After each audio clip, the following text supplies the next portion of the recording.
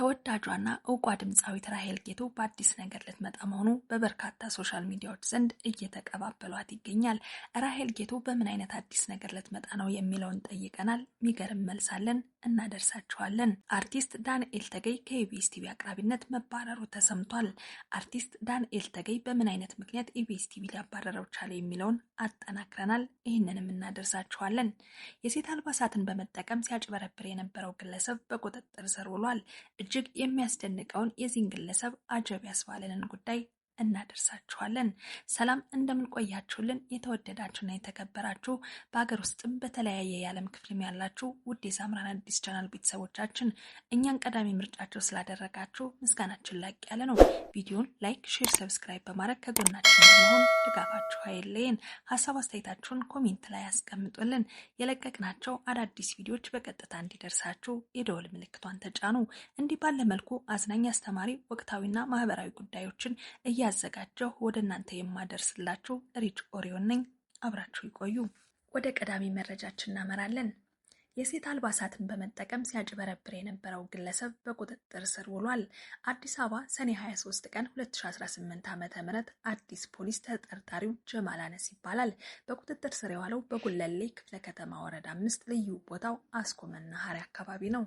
በአዲስ አበባ ከተማ የሴት ምስል በመላበስና የተለያዩ የማታለያ ስልቶችን በመጠቀም ሰፊ የማጭበርበር ወንጀል ሲፈጽም የነበረ ግለሰብ በቁጥጥር ስር መዋሉን የጉለሌ ክፍለ ከተማ ፖሊስ ዋና መምሪያ አስታውቋል። ጀማል አነስ የተባለው ይህ ተጠርጣሪ በቁጥጥር ስር የዋለው በክፍለ ከተማ ወረዳ 5 ልዩ ስሙ አስኮ መናኸሪያ ተብሎ በሚጠራው አካባቢ መሆኑ ታውቋል።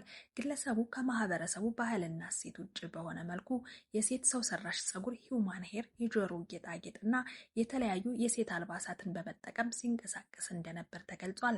ተጠርጣሪው ሴት መስሎ ከተለያዩ ግለሰቦች ጋር የንግግር ግንኙነት በሚያደርግበት ወቅት በአካባቢው ነዋሪዎች ላይ ጥርጣሬ በመፍጠሩ ህብረተሰቡ ፈጣን ጥቆማ ለፖሊስ ሰጥቷል። በዚህም መሰረት በቁጥጥር ስር ውሎ አካላዊ ፍተሻ ሲደረግበት ሴት ሳይሆን ወንድ ሆኖ መገኘቱን የፖሊስ መረጃ ያመላክታል።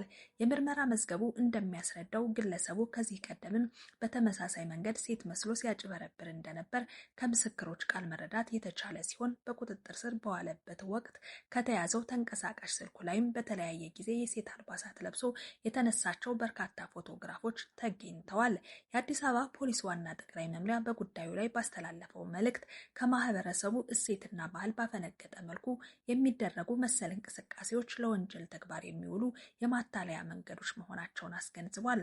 በመሆኑም ህብረተሰቡ በየአካባቢው እንደዚህ አይነት አጠራጣሪ እንቅስቃሴዎችን ሲመለከት በፍጥነት ለፖሊስ መረጃ በመስጠት የተለመደ ትብብሩን እንዲቀጥል ፖሊስ ጥሪ አቅርቧል። ወደ ቀጣዩ መረጃችን እናመራለን። ዕውቋና ተወዳጇ ድምፃዊ ራሄል ጌቱ በአዲስ ነገር ልትመጣ መሆኑን ተከትሎ ሰሞኑን በማህበራዊ ሚዲያዎች ላይ በርካታ ሰዎች እየተቀባበሏት ይገኛሉ።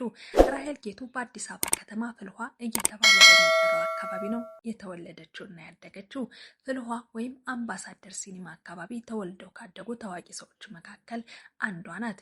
ሄኖክ ወንድሙንም እንደ ምሳሌ መጥቀስ ይቻላል። እዛ አካባቢ ላይ ነው ተወልደው ያደጉት። እንደውም ከሄኖክ ጋር አብረው አደግ ከመሆናቸው ጋር የተነሳ ጓደኞችም ናቸው።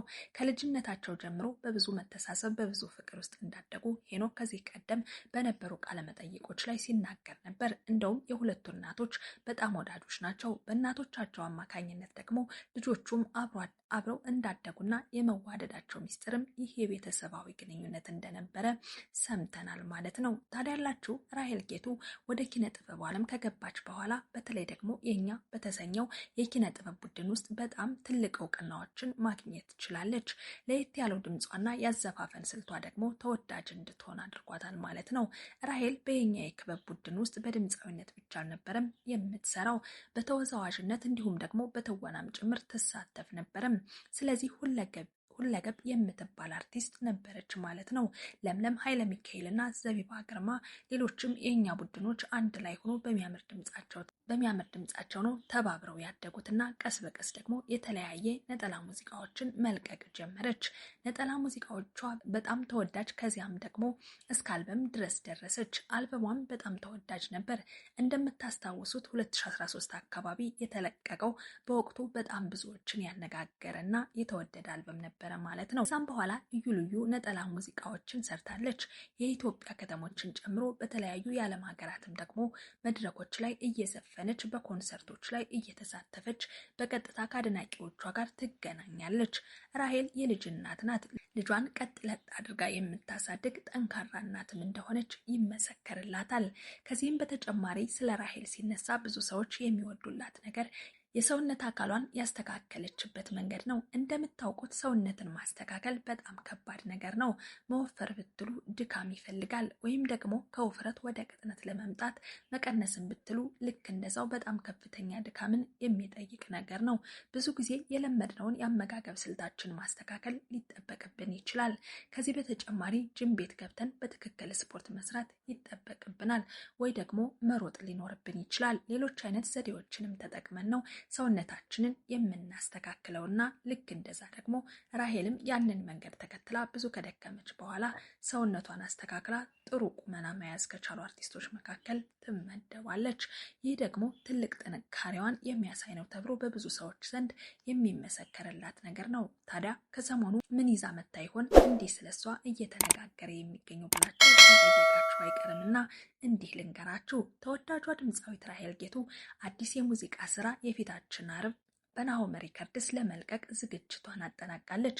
ዝግጅቷን ያጠናቀቀችው በላቀ ድምጿ፣ የድምጽ ብቃቷና በተወዳጅ ስራዎቿ ሁልጊዜም ብዙዎች የሚያደንቋት ተወዳጇ ድምፃዊት ራሄል ጌቱ የፊታችን አርብ ናና የተሰኘ አዲስ የሙዚቃ ቪዲዮ ለአድማጭ ለተመልካቾቿ እንደምታቀርብ ነው የተነገረው።